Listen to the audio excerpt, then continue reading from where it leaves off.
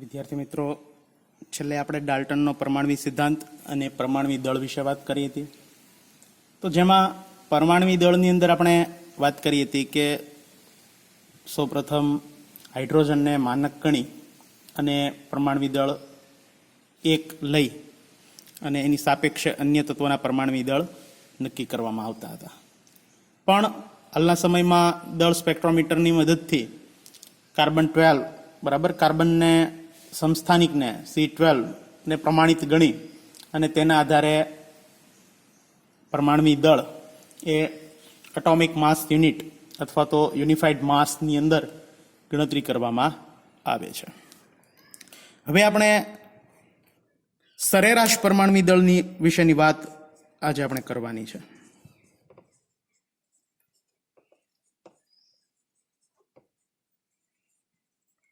તો આપણે જે કાંઈ દળ ગણતરીમાં લઈએ છીએ એ મિત્રો સરેરાશ પરમાણવી દળ જ હોય છે. આવર્ત કોષ્ટકની અંદર જે તત્વો આપેલા છે એમના દળ જે આપણે શીખવાના છે તો એ દળ પણ સરેરાશ પરમાણવીય દળ જ છે. તો આ સરેરાશ પરમાણવી દળ કઈ રીતે ગણતરી થાય તેમના વિશે આજે આપણે શીખવાનું છે. તો કુદરતની અંદર ઘણા બધા તત્વો મળી આવે કે જે સમસ્થાનિકો ધરાવતા હોય છે અને આ સમસ્થાનિકોનું અસ્તિત્વ અને એની સાપેક્ષ પ્રચુરતા કહેતા ફેલાવો બરાબર. અમુક તત્વો જમીનમાં રહેલા હોય છે તો એક અમુક પ્રમાણ એનું જમીનમાં હોય, અમુક સમસ્થાનિકનું, અમુક છે એ વાતાવરણમાં ફેલાયેલા હોય, તો એ આખા ઓલ ઓવર પૃથ્વીની અંદર એ ફેલાયેલા હોય છે. તો આવા એમને ધ્યાનમાં લઈ અને આપણે સરેરાશ પરમાણવી દળ એ મિત્રો નક્કી કરી શકતા હોઈએ છીએ. સૌપ્રથમ સમસ્થાનિક એટલે શું એમના વિશે વાત કરીએ. તો સમસ્થાનિકની વ્યાખ્યા એવી છે કે જે તત્વોના પરમાણવી ક્રમાંક સરખા હોય પરંતુ પરમાણવીય દળ અલગ અલગ હોય એમને એકબીજાના સમસ્થાનિક તરીકે ઓળખવામાં આવે છે. તમે હાઇડ્રોજનના 3 સમસ્થાનિકો પ્રોટિયમ, ડ્યુટેરિયમ અને ટ્રિટિયમ વિશે પરિચિત જ છો કે પ્રોટિયમની અંદર એક પ્રોટોન, એક ઇલેક્ટ્રોન અને 0 ન્યુટ્રોન આવેલા છે બરાબર. જો આપણે હાઇડ્રોજનના સમસ્થાનિક વિશે અહીંયા વાત કરીએ તો હાઇડ્રોજનના 3 સમસ્થાનિક છે, પ્રોટિયમ, ડ્યુટેરિયમ અને ટ્રિટિયમ. પ્રોટેનિયમને P કહો, ડ્યુટેરિયમને D અને ટ્રિટિયમને T. તો પ્રોટિયમની અંદર પ્રોટોન, ન્યુટ્રોન અને ઇલેક્ટ્રોનની જો વાત કરીએ તો પ્રોટિયમમાં એક પ્રોટોન છે, ન્યુટ્રોનની સંખ્યા 0 છે, ઇલેક્ટ્રોનની સંખ્યા 1 છે.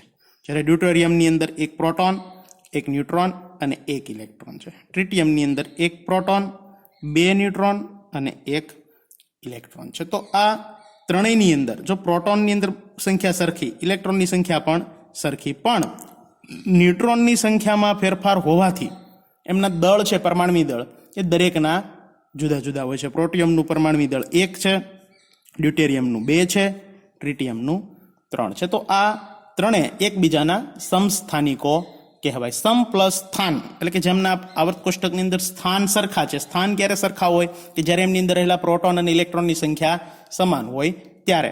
તો આ હાઇડ્રોજનના 3 સમસ્થાનિકો છે અને આ ત્રણેય સમસ્થાનિકોનો વિશ્વની અંદર ફેલાવો એ અલગ અલગ ટકાવારી પ્રમાણમાં રહેલો હોય છે. તો આપણે કાર્બનના 3 સમસ્થાનિકો જે છે એની મદદથી સરેરાશ પરમાણવી દળ કેવી રીતે નક્કી કરવામાં આવે બરાબર એમના વિશે આપણે શીખશું. તો કાર્બન છે એ 3 સમસ્થાનિકો ધરાવે છે બરાબર. એક છે 12 કાર્બન, એક છે 13 અને એક છે 14. તો આ કાર્બન 12 જે છે બરાબર મિત્રો એ 6 પ્રોટોન અને 6 ઇલેક્ટ્રોન અને 6 ન્યુટ્રોન ધરાવે છે. એટલે કે પ્રોટોન અને ન્યુટ્રોનનો સરવાળો કરીએ તો 12 થાય, એટલે કે એમનું પરમાણવી દળ 12 છે.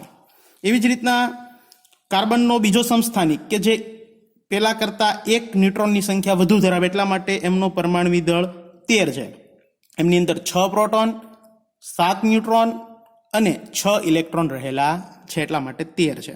જ્યારે એક અન્ય કાર્બન છે જેમની અંદર 2 ન્યુટ્રોન રહેલા વધારે છે આની સાપેક્ષે, એટલે કે એમની અંદર 6 પ્રોટોન, 8 ન્યુટ્રોન અને 6 ઇલેક્ટ્રોન રહેલા છે C14.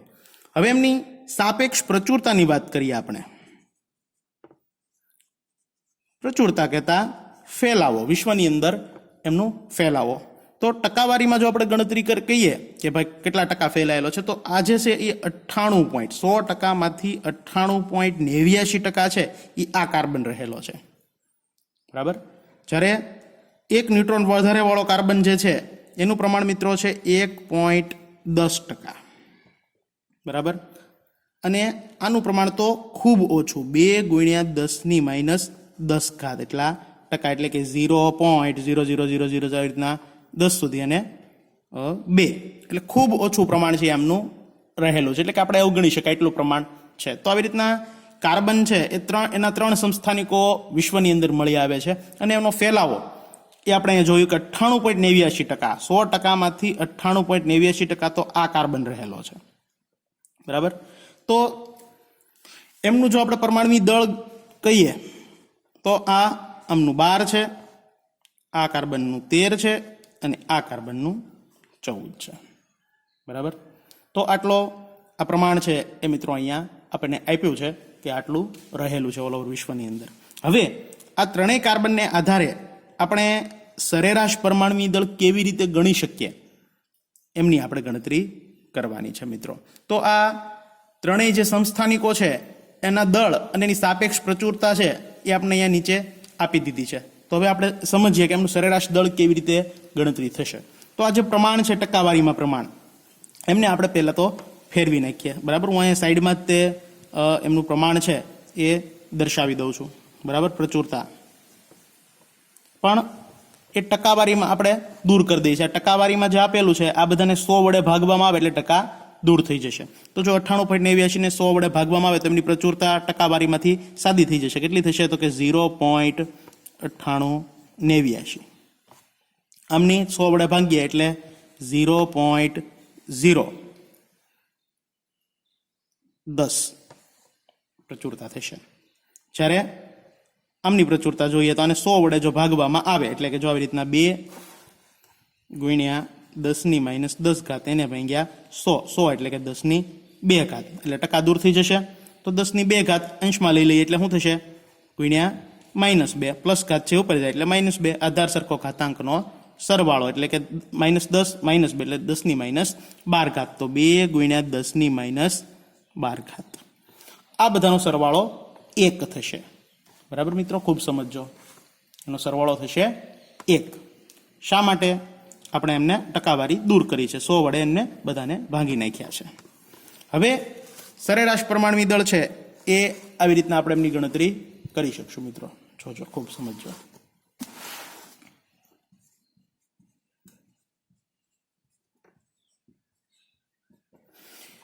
તો સરેરાશ પરમાણુય દળ ગણતરી કરવા માટે જે પ્રચુરતા છે એમને એમના પરમાણુય દળ વડે ગુણી અને વત્તા ફરી પાછું અન્ય સમસ્થાનિક છે એમની પ્રચુરતા એને ગુણ્યા એમનું પરમાણુય દળ, ફરી વત્તા કરીને ફરી પાછી જે સમસ્થાનિક છે એમની પ્રચુરતા એમને ગુણ્યા એમનું પરમાણુય દળ. તો આવી રીતે આપણે ગણતરી કરી શકશું. તો આ પેલા 12 કાર્બન વાળાની વાત કરીએ 12C માટે, તો એમનું પરમાણુય દળ હતું 12, એને ગુણ્યા એમની પ્રચુરતા કેટલી હતી? 0.9889 વત્તા અન્ય સંસ્થાનિક 13 પરમાણુય દળ વાળો, એમની પ્રચુરતા હતી 0.010 વત્તા ત્રીજો સંસ્થાનિક 14 ગુણ્યા 2 × 10⁻12. બરાબર. તો આ બધાનો સરવાળો કરશું મિત્રો તો આપણને અહીંયા એમનું સરેરાશ પરમાણુય દળ છે એ મળે છે. તો સૌપ્રથમ આ બેનો ગુણાકાર કરી નાખીએ. 12 × 0.98 એટલે કે થશે 11.85 વત્તા આમનો સરવાળો કરીએ તો ગુણાકાર કરીએ 13 × 0.010 એ થશે 0.13 વત્તા આનું કરીએ તો 14×28 ગુણ્યા 10⁻12. તો આ મૂલ્ય મિત્રો ખૂબ નાનું છે, તમે એવું ગણી શકો છો. 0.0000 આવી રીતના 12 0 કરો અને પછી 28 એટલે કે ખૂબ ઓછું મૂલ્ય થશે. તો આ ત્રણેયનો આપણે જો સરવાળો કરીએ તો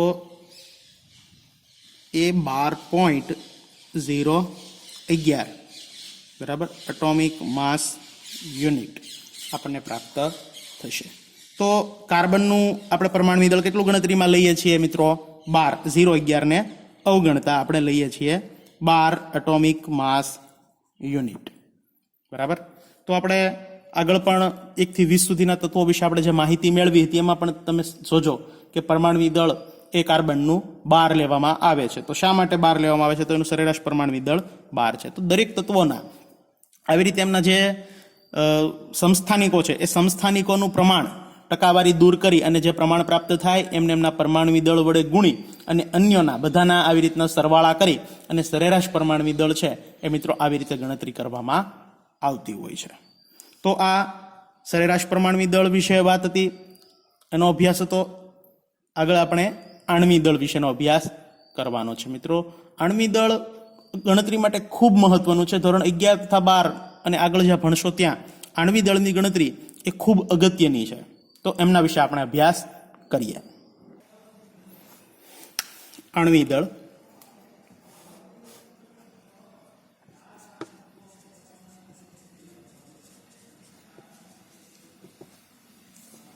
આ ટોપિક મિત્રો ખૂબ અગત્યનો છે આણ્વિક દળનો. મેં આગળ વાત કરી એમ કે ભાઈ 11 ને 12 બંનેની અંદર આણ્વિક દળની ગણતરી આવડશે તો જ મોટાભાગનું બધું આવડશે. બહુ પાયાની બાબત છે આણ્વિક દળ. તો કોઈ પણ સંયોજનના આણ્વિક દળ કેવી રીતે ગણી શકીએ આપણે? તો જે તેની અંદર પરમાણુઓ રહેલા છે એ પરમાણુ દળની સંખ્યાને એમના પરમાણુ દળ સાથે ગુણી, જે કંઈ તત્વો છે એમના પરમાણુ દળને એમની સંખ્યા સાથે ગુણી અને દરેકનો મિત્રો સરવાળો કરવામાં આવે તો આણ્વિક દળ આપણે ગણતરી કરી શકીએ છીએ. એવી રીતે તો તમને કેટલાક હું ઉદાહરણો આપું છું, એ ઉદાહરણો સમજશો અને પ્રેક્ટિસ કરશો તો આણ્વિક દળ સમજવું ખૂબ સહેલું લાગશે મિત્રો. તો આપણે બહુ સામાન્ય રીતે તમને 1 થી 20 સુધીના જે તત્વો છે એમના પરમાણુ દળ મિત્રો તમને આવડવા જરૂરી છે. આપણે તમને યાદ હોય તો 1 થી 20 સુધીના તત્વો hydrogen, helium, lithium, beryllium, boron, carbon, nitrogen, oxygen, fluorine અને નિયોન. આપણે 1 થી 10 સુધીની પહેલા વાત કરીએ તો એમના પરમાણુ દળ દરેકને યાદ રાખવા વિશે આપણે વાત કરી હતી, પાકા કરવાના હતા. હાઇડ્રોજનનું પરમાણુ દળ 1 હતું, હિલિયમનું 4 હતું, લિથિયમનું 7, બેરિલિયમનું 9, બોરોનનું 11, કાર્બનનું 12, નાઇટ્રોજનનું 14, ઓક્સિજનનું 16, ફ્લોરિનનું 19 અને નિયોનનું 20. તો આ દરેકે પરમાણુ દળ એમના પાકા કરવાના છે. બરાબર. તો હાઇડ્રોજન માટે, હિલિયમ માટે, લિથિયમ માટે 7. તો આ એકદમ પરફેક્ટ જો તમને પાકું કરશો, બરાબર, પરમાણુ દળ યાદ રાખશો તો આણ્વિક દળ તમને ગણતરી કરવી ખૂબ જ સરળ લાગશે અને ફરજિયાત તમારે એમને પાકા કરવા જ પડશે. આવી જ રીતના આપણે 11 નંબરનું તત્વ સોડિયમ, 12 નંબરનું magnesium, aluminium, silicon, phosphorus, sulphur, chlorine, argon, potassium અને કેલ્શિયમ. તો આ 11 થી 20 સુધીના તત્વો. એમનું પરમાણુ દળ તો સોડિયમનું 23, મેગ્નેશિયમનું 24, એલ્યુમિનિયમનું 27, બરાબર, સિલિકોનનું 28, ફોસ્ફરસનું 31, સલ્ફરનું 32 એટોમિક માસ યુનિટ, ક્લોરીનનું 35.5, આર્ગોનનું 40, પોટેશિયમ 39 અને કેલ્શિયમ 40. તો આ 11 નંબરનું તત્વ સોડિયમનું પરમાણુ દળ આપણે પાકું કરવાનું કીધું, જે 23 હતું, મેગ્નેશિયમનું 24 એટોમિક માસ યુનિટ, એલ્યુમિનિયમનું 27, સિલિકોન 28, ફોસ્ફરસનું 31, સલ્ફર 32, ક્લોરીન 35.5, આર્ગોન 40, પોટેશિયમ 39 અને કેલ્શિયમનું 40. તો આ 1 થી 20 સુધીના તત્વોના મેં તમને મિત્રો અહીંયા પરમાણુ દળ આપી દીધેલા છે. આ પરમાણુ દળ જો તમને દરેકે ફરજિયાત પાકા કરવાના છે અને જો આવડશે તો જ તમે આણ્વિક દળની ગણતરી કરી શકશો. તો હવે આપણે આણ્વિક દળની ગણતરી કરતા શીખીએ.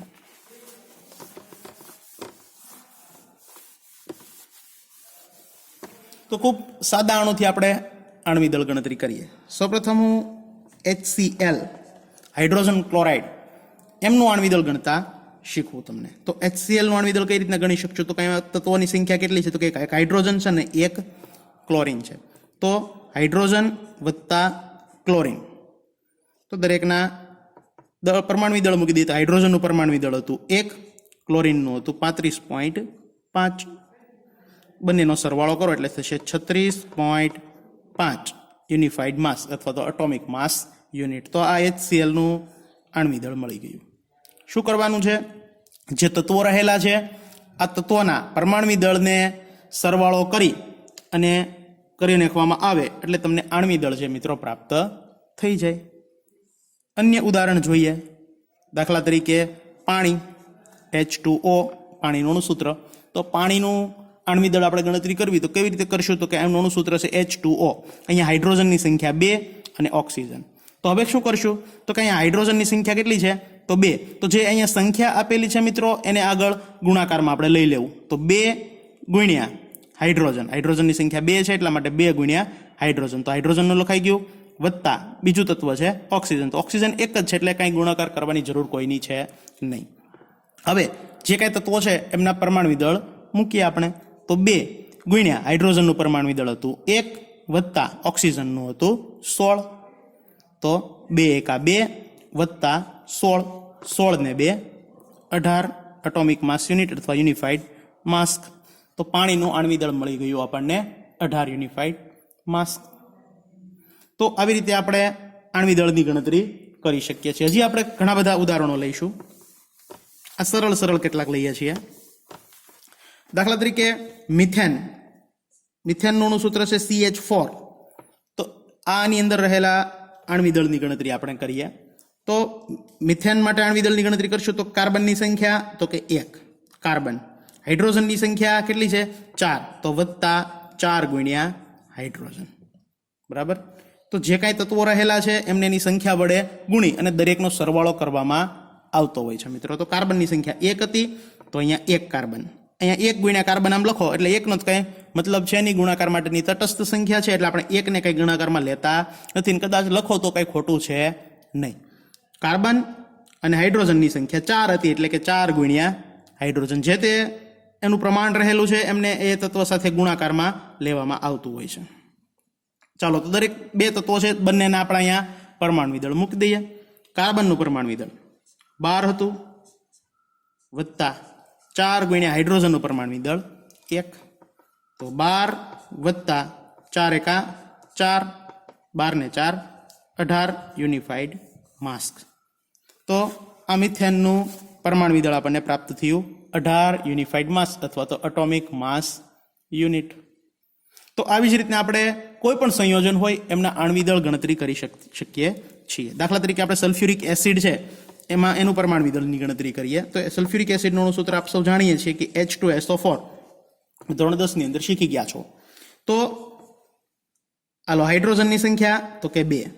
તો કઈ રીતના ગણતરી કરશો? તો કે 2 ગુણ્યા હાઇડ્રોજન. હાલો હાઇડ્રોજન તત્વ લખાઈ ગયું, હાલો આવી ગયું. વત્તા સલ્ફરની સંખ્યા 1 તો કે 1 સલ્ફર. વત્તા ઓક્સિજનની સંખ્યા કેટલી છે 4. તો 4 ગુણ્યા ઓક્સિજન. ચાલો દરેકની કિંમત મૂકીએ. 2 ગુણ્યા હાઇડ્રોજનનું પરમાણુ દળ 1 હતું વત્તા સલ્ફરનું આણ્વિક દળ 32 વત્તા 4 ગુણ્યા ઓક્સિજનનું આણ્વિક દળ 16. તો ભાગુ સબા નિયમ પ્રમાણે કરીએ તો 2 એકા 2 વત્તા 32 આ વત્તાના વત્તા હોળ ચોકું 64.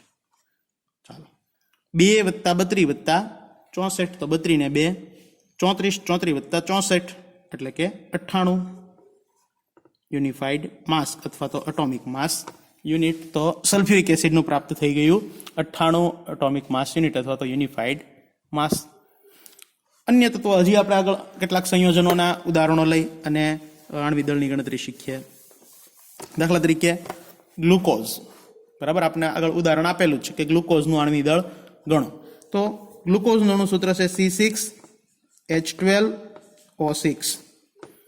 કરીએ ગણતરી. કઈ રીતના થશે? તો કે હાલો, કાર્બનની સંખ્યા 6 કાર્બન એટલે કે કેટલા થશે? 6 ગુણ્યા કાર્બન. બરાબર, આ કાર્બનનું કામ પૂરું. એની પછીનું તત્વ છે હાઇડ્રોજન, એની સંખ્યા છે 12. જો કોઈ પણ તત્વની સાઈડમાં જે જમણી સાઈડ નીચે જે આંકડો હોય છે એ એમનું પ્રમાણ દર્શાવતું હોય છે મિત્રો. હાઇડ્રોજનની સંખ્યા છે 12 એટલે કે વત્તા હાઇડ્રોજન 12 એટલે કે 12 ગુણ્યા હાઇડ્રોજન વત્તા ઓક્સિજનની સંખ્યા 6 તો 6 ગુણ્યા ઓક્સિજન. ચાલો દરેકનું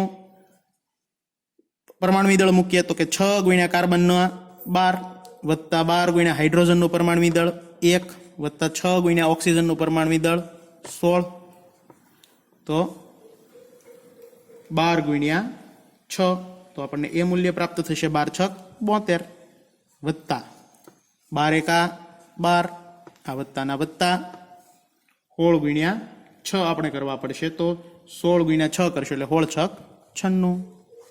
ચાલો 72 વત્તા 12 વત્તા 96. આ તમારે મિત્રો ગણતરી ફરક કઈ મોઢે કરવાની જરૂર નથી. એના માટે તમે કેલ્ક્યુલેટર વાપરી શકો છો. આપણે સાયન્સમાં કેલ્ક્યુલેટર વાપરવા માટે આપતા હોઈએ છીએ. તો 96 વત્તા 12 વત્તા 72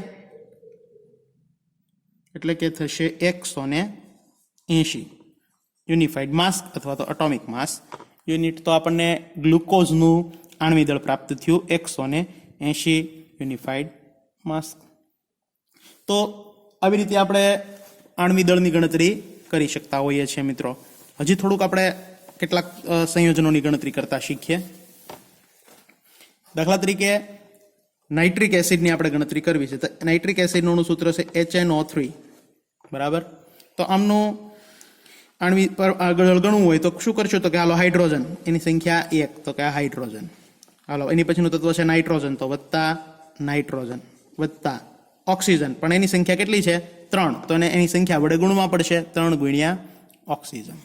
ચાલો દરેકના પરમાણુ દળ મૂકી દઈએ. હાઇડ્રોજનનું 1 નાઇટ્રોજનનું 14 હતું એને ગુણ્યા 3 ગુણ્યા ઓક્સિજનનું હતું 16. તો 1 વત્તા 14 વત્તા 16 ગુણ્યા 3 બરાબર એટલે આપણને ઓક્સિજનનું આણ્વિક દળ પ્રાપ્ત થાય 16 તેરીને 48.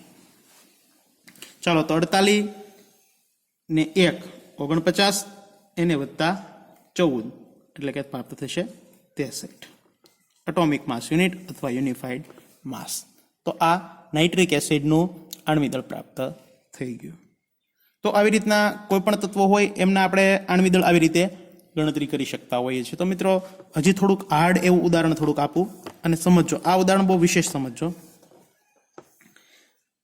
દાખલા તરીકે સંયોજન છે આપણી આગળ એમોનિયમ સલ્ફેટ. બરાબર, NH4 ટ્વાઇસ SO4 જેમનું અણુ સૂત્ર છે. તો આનું આપણે આણ્વિક દળ કેવી રીતે ગણી શકશું એ ખાસ સમજો. ચાલો નાઇટ્રોજન. તો મિત્રો ખાસ સમજો કે જે કાઉન્સ જે કરવામાં આવ્યો અને એ કાઉન્સની બહાર જે સંખ્યા મૂકવામાં આવી છે એ સંખ્યા બંને માટે લાગુ પડે. જે કાઉન્સની અંદર તત્વો રહેલા છે એ બંને તત્વોને એ સંખ્યા લાગુ પડશે. તો અહીંયા નાઇટ્રોજનની સંખ્યા મિત્રો કેટલી થશે? 2 થશે. બરાબર, અહીંયા 1 છે કાંઈ નથી એટલે 1 હોય તો 2 એકા 2. અહીંયા જે આંકડો હોય એ આંકડો અને કાઉન્સની બહાર જે આંકડો આવેલો છે એ આંકડો એ બંનેનો ગુણાકાર કરી અને એની સંખ્યા જે તમારે લખવી પડશે. તો અહીંયા નાઇટ્રોજનની સંખ્યા મિત્રો કેટલી થશે? તો કે 2 એકા 2 તો 2 ગુણ્યા નાઇટ્રોજન. આમ ન સમજવું તો થોડુંક એક સ્ટેપ વધારી દઈએ. ચાલો નાઇટ્રોજનની સંખ્યા 2 એટલે કે N2 બરાબર. N2 આમ તો ન લખી શકાય. ચાલો નામ તો એમ જ કરીએ 2 ગુણ્યા નાઇટ્રોજન. ચાલો નાઇટ્રોજન લખાઈ ગયું. ત્યારબાદ હાઇડ્રોજન. હવે ભૂલમાં આપણે શું કરી નાખીએ છીએ? હાઇડ્રોજનની સંખ્યા 4 મૂકી દઈએ એટલે કે 4 ગુણ્યા હાઇડ્રોજન. પણ ખરેખર અહીંયા કાઉન્સની બહાર જે આંકડો છે આપણે એને ભૂલી ગયા હોઈએ છીએ. તો અહીંયા હાઇડ્રોજનની સંખ્યા કેટલી થશે? તો કે આ આંકડો કાઉન્સની બહાર રહેલો છે તે અને અહીંયા જે નીચે આંકડો આપ્યો છે તે. જો એ મિત્રો યાદ રાખજો જે કાઉન્સ નથી કર્યો તો આની આગળ અહીંયા જે આંકડો હોય આને જ લાગુ પડે માત્ર. પણ જો કાઉન્સની બહાર કાઉન્સ કરી અને જે આંકડો મૂકવામાં આવ્યો છે એ આંકડો બંને તત્વોને લાગુ પડતો હોય છે. દાખલા તરીકે ખાલી NH4 લખ્યું હોય તો આનો મતલબ એમ થાય કે 1 નાઇટ્રોજન છે 4 હાઇડ્રોજન છે. પણ જો અહીંયા કાઉન્સ કરી અને કોઈક આંકડો મૂકવામાં આવ્યો તો એ આંકડો બંનેને લાગુ પડે. તો અહીંયા નાઇટ્રોજનની સંખ્યા કેટલી થશે? તો અહીંયા 1 છે કાંઈ નથી એટલે 1 હોય તો 2 એકા 2 તો અહીંયા નાઇટ્રોજન 2 છે અને હાઇડ્રોજનની સંખ્યા કેટલી થશે તો કે 2 અને 4 નો ગુણાકાર એટલે કે 4 દુને 8 હાઇડ્રોજન, બરાબર. એટલે બહુ વ્યવસ્થિત સમજજો. તો અહીંયા 4 દુને 8 હાઇડ્રોજન થશે, 8 ગુણ્યા હાઇડ્રોજન. બહુ વ્યવસ્થિત સમજજો કે 8 કઈ રીતના થયા તો કે આ આંકડો અને આ આંકડાનો ગુણાકાર 4 દુને 8 વત્તા, હવે અહીંયા કાઉન્સ પૂરો થઈ ગયો, આ છે કાઉન્સની સદંતર બહાર આવેલું છે એટલે કે સલ્ફરની કિંમત કેટલી છે, આંકડો કેટલા છે, એક જ છે, 4 એને લાગુ પડશે નહીં કેમ કે અહીંયા કોઈ કાઉન્સ છે નહીં, બરાબર. તો સલ્ફર એક સલ્ફર અને ઓક્સિજનની સંખ્યા 4 ગુણ્યા ઓક્સિજન, બરાબર. કઈ રીતે આ કાઉન્સ માત્ર જે 12 આગળ હોય ડાબી સાઈડ એમને જ લાગુ પડે, બધાને લાગુ પડતો હોતો નથી. ચાલો દરેકના પરમાણુ દળ મૂકીએ. તો 2 ગુણ્યા નાઇટ્રોજનનું 14 વત્તા 8 ગુણ્યા હાઇડ્રોજનનું પરમાણુ દળ 1, સલ્ફરનું 32 વત્તા 4 ગુણ્યા ઓક્સિજનનું પરમાણુ દળ 16. ચાલો 14 દુને 28 વત્તા 8 એકા 8 વત્તા આ 32 ના 32 વત્તા 16 ચોકું 64, બરાબર. તો હવે દરેકનો સરવાળો આપણે કરશું એટલે આપણને જવાબ પ્રાપ્ત થશે મિત્રો. તો 28 વત્તા 8 વત્તા 32 વત્તા 64, તો એ પ્રાપ્ત થયું 132 એટોમિક માસ યુનિટ અથવા યુનિફાઈડ માસ. તો એમોનિયમ સલ્ફેટ, બરાબર, એમનું આણ્વિક દળ પ્રાપ્ત થશે આપણને 132 એટોમિક માસ યુનિટ. તો મિત્રો આવી રીતે આપણે કોઈ પણ સંયોજનોના આણ્વિક દળ છે એ ગણતરી કરી શકીએ છીએ. હજી એકાદું આપણે ઉદાહરણ લઈ અને ગણતરી સમજીએ. દાખલા તરીકે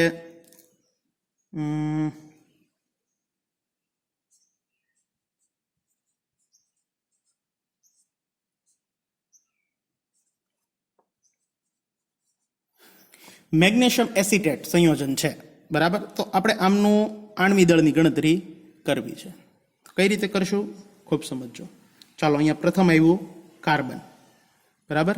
તો 2 ગુણ્યા કાર્બન, બરાબર, કેમ કે આ 2 છે એને લાગુ પડશે, કાઉન્સની આગળ જે હોય અહીંયા કાંઈ નથી એટલે 1 છે, 2 એકા 2 કાર્બન વત્તા હાઇડ્રોજન 3 દુને 6 હાઇડ્રોજન, 6 ગુણ્યા હાઇડ્રોજન વત્તા આ કાર્બન ફરી આવ્યો 2 એકા 2 કાર્બન વત્તા ઓક્સિજન ફરી આવ્યો 2 ગુણ્યા ઓક્સિજન. આમ ન કરવું હોય તો આ 2 ગણી અને 2 4 ઓક્સિજન પર તમે લખી શકો છો, બરાબર. ફરી પાછો ઓક્સિજન એની સંખ્યા 2, તો 2 ગુણ્યા ઓક્સિજન વત્તા, ચાલો કાઉન્સનું કામ પૂરું થઈ ગયું, મેગ્નેશિયમની સંખ્યા માત્ર 1. ચાલો દરેકની હવે પરમાણુ દળ મૂકીએ. ચાલો 2 ગુણ્યા કાર્બનનું પરમાણુ દળ 12 વત્તા 6 ગુણ્યા હાઇડ્રોજનનું 1, ચાલો આવી ગયું, આ આવી ગયું, વત્તા 2 ગુણ્યા કાર્બન એટલે 2 ગુણ્યા 12 વત્તા 2 ગુણ્યા ઓક્સિજનનું 16 વત્તા આવી ગયું, 2 ગુણ્યા ફરી પાછા 16 વત્તા મેગ્નેશિયમનું 24. ચાલો દરેકનો સરવાળો કરશું એટલે આપણે પરમાણુ દળ પ્રાપ્ત થશે. ચાલો 12 દુને 24 વત્તા 6 એકા 6 વત્તા 12 દુને 24 વત્તા 16 દુને 32 વત્તા 16 દુને 32 વત્તા આ 24.